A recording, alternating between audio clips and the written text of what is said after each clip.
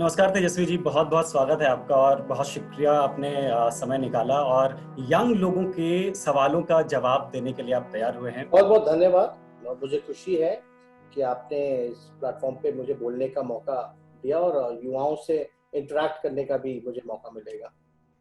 जी, एक इंटरेस्टिंग चीज हुई है तेजस्वी जी।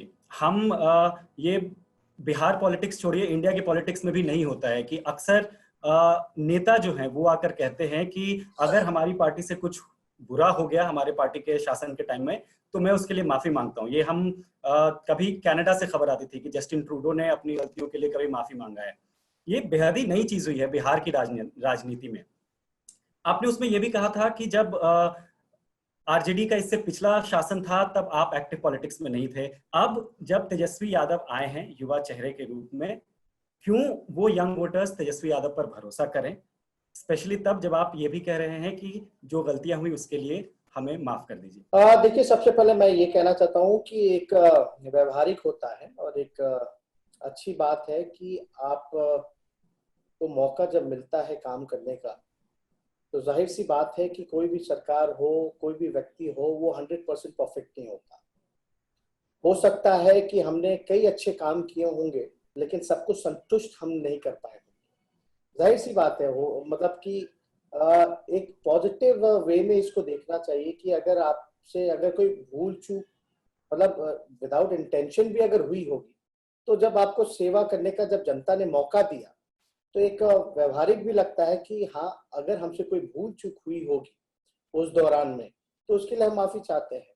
और आप देखिएगा, जहाँ तक अतिथि देव भव जो देश का जो है कि अगर आप होस्ट हैं तो आप कोई मेहमान अगर आपके यहाँ आता है, आपको सेवा करने का मौका मिलता है, तो हमारे देश में भी ये परंपरा रही है कि कोई भूल चूक होगी सेवा में, तो उसके लिए माफी मांगते हैं लोग। तो ये मेरे ख्याल से अच्छा एक ट्रेंड है और यही होना चाहिए। आपने कनाडा का जिक्र किया, बड़ी अच्छी बात है।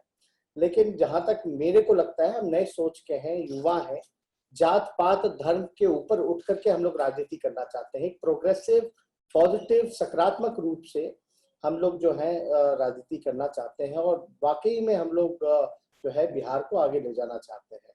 हाँ, मैं एक्टिव पॉलिटिक्स में नहीं था उन दौरान, लेकिन जो भी हमारी सरकार में रहे होंगे, उस अगर कोई किसी को हम लोगों ने संतुष्ट नहीं कर पाया होगा या कोई काम बाकी रह गया होगा, तो उसके लिए जो है हम माफी मांगेंगे और अपनी गलतियों से सीख करके हम लोग आगे बढ़े और एक अच्छे सकारात्मक रूप की राजनीति करें, जिसमें कि सभी जात के लोगों को, सभी धर्म के लोगों को, सभी वर्ग के लोगों को जो है हम लोग आवाज उठाएं, उनके हितों में हम लोग काम करें। इसीलिए हमने कई बार मंच पे ये मौका मेरे को मिला, तो हमको लगा कि नहीं, लोगों के बीच जो है आपको जो है बातें रखनी चाहिए और मेरे ख्याल से एक अच्छी परंपरा की शुरुआत है। तो इसमें देखिएगा, कोई बुरी बात तो है नहीं। लेकिन आजकल की राजनीति में अगर आप देखते होंगे तो 4 साल में 4 सरकारें बन जाती हैं। मतलब कि कोई विचारधारा नहीं है, कोई नीति नहीं है, कोई सिद्धांत नहीं है, कब किधर कोई लोग चला जाए। तो इसलिए हम लोग जो है एक नई शुरुआत करना चाहते हैं। इस सिलसिले में हमने कई बातें कही, उनमें से एक बातें ये भी। जी, आपने बहुत ही इंटरेस्टिंग है कि बार बार अब आप अपने कैंपेन के जरिए भी ये कह रहे हैं कि हम सभी जाति सभी धर्म के लिए काम करेंगे। जो ट्रेडिशनल वोट बैंक रहा है और जो पॉलिटिक्स भी रहा है आरजेडी का, वो बहुत ज्यादा सोशल जस्टिस पर बेस्ड रहा है कि जो जातियां पिछड़ गई थी सामाजिक रूप में उनके उत्थान के लिए, और जो पूरा जन समर्थन मिला था वो भी इसी के बेसिस पर बहुत ज्यादा आरजेडी को मिला है। तो क्या ये माना जाए कि सोशल जस्टिस की लड़ाई अभी थोड़ा बैक सीट पर रहेगी? देखिए, आपको पहली बात समझना पड़ेगा, हमारे पार्टी बिहार की सबसे बड़ी पार्टी है, सबसे मजबूत पार्टी है और हमेशा से हम लोग सत्ता में भी रहे हैं और अभी 15 सालों से हम लोग विपक्ष में हैं। लेकिन जो विरोधी हैं हमारे, उनकी एक प्रोपोगंडा चला। उन्होंने हम लोगों को एक प्रोपोगंडा के तहत जो है सीमित करने की कोशिश की। माई समीकरण की जहां तक बात करते हैं, मुस्लिम यादव जो सवाल उठाते हैं, हमारी पार्टी शुरू से ही अगर देखे जाए तो ए टू जेड की पार्टी रही है और यही हम बार बार दोहराते रहे हैं कि भाई, ये जो माई समीकरण जिसने शब्द दिया, ये विरोधियों की चाल थी ताकि हम एक सीमित दायरे में बंद करके रह जाए। हम लोगों ने हर एक वर्ग को लोगों को सम्मान दिया, हर एक जाति के लोगों को सम्मान दिया और ऐसा नहीं है कि हम लोगों ने किसी के लिए काम नहीं किया। जहां तक सामाजिक न्याय की बात है, हाँ, हमारी पार्टी की विचारधारा है धर्मनिरपेक्षता, सामाजिक न्याय। जो दौर था 90 का दौर था, वो दौर अलग था, और आज का दौर है वो अलग दौर है। लालू जी ने सामाजिक न्याय इसलिए किया क्योंकि आर्थिक न्याय हम लोग करना चाहते हैं, लेकिन सबसे पहला कदम है, अगर सबको न्याय करना है, सबको आर्थिक न्याय दिलाना है, तो पहला स्टेप उसके लिए सामाजिक न्याय है, ताकि development for everyone, not for certain people, वो चंद लोगों के लिए डेवलपमेंट ना रहे, सबको एक बराबरी पे आने का मौका मिले।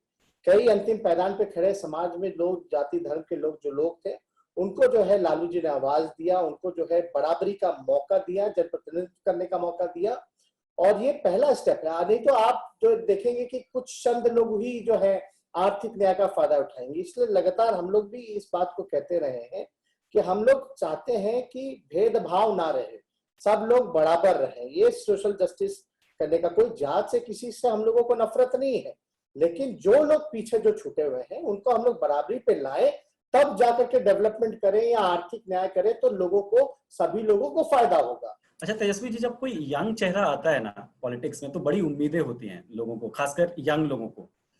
एक सवाल मैं अपने एक्सपीरियंस से भी पूछना चाहूंगा कि जब हम लोग पटना में बड़े हो रहे थे, बिहार के अलग अलग हिस्सों में बड़े हो रहे थे, तो जाहिर उस वक्त आरजेडी का ही शासन था। हम कल्चर ऑफ साइलेंस में बड़े हुए। मतलब हमें बचपन से यही सिखाया गया कि वो बड़े लोग हैं, नेता लोग हैं, उनसे सवाल मत पूछिए, उनके सामने ज्यादा आप अपना मुंह मत चलाइए।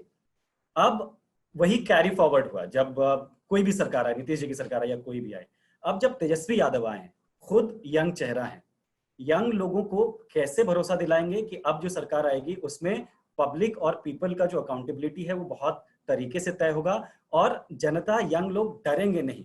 तेजस्वी यादव सिर्फ वादा ना करे, बल्कि चाहे वो वार्ड पार्षद भी हो, वहां तक जाने में भी यंग लोग डरेंगे नहीं। देखिए, जो आपका सवाल है कि सरकार से सवाल पूछने से लोग जो है डरते हैं, यही ताकत तो लालू जी ने 90 के दौर में लोगों को दिया।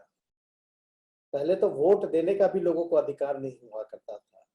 यही तो बदलाव जो है, सोशल ट्रांसफॉर्मेशन जो है, वो लालू जी ने सोशल जस्टिस करके दिखाया।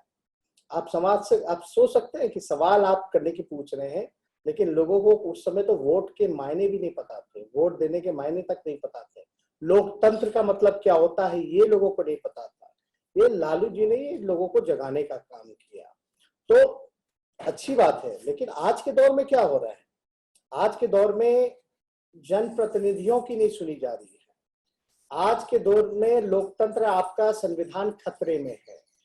आज सवाल अगर आप पूछोगे, सच अगर बोलोगे, तो आपके पीछे सीबीआई, ईडी, इनकम टैक्स जो है वो लगा दिया जाएगा। पूरी तरीके से आप बिहार की अगर बात करें, तो यहाँ जनप्रतिनिधियों की, लोकतंत्र की नहीं चल रही, यहाँ पूरी तरीके से अफसरशाही चल रही है, अफसरों का राज चल रहा है, और यहाँ पूरी तरीके से ब्यूरोक्रेट्स जो है वो सरकार को चलाने का काम कर रहे हैं। अब यहाँ तक तो मेरे को कहना नहीं चाहिए, लेकिन कई ऐसे मंत्री नीतीश कुमार जी ने बना रखे हैं कठपुतली, और एक अधिकारी जो है वो मंत्रियों को चलाने का काम करता है। तो एक परंपरा जो लालू जी ने जो शुरुआत की थी कि भाई कोई भी जनता, गरीब जनता जो है वो थाने पे पहुंच करके भी उसको भी मान सम्मान दिया जाता था, उसकी बात सुनी जाती थी। अधिकारियों को, जनप्रतिनिधि कोई शिकायत करता था, चाहे कोई दल का होता था, उसकी बात सुनी जाती थी, कार्यकर्ताओं की सुनी जाती थी। तो आज के दौर में तो नेता, मंत्री, एमएलए की भी नहीं सुनी जा रही है।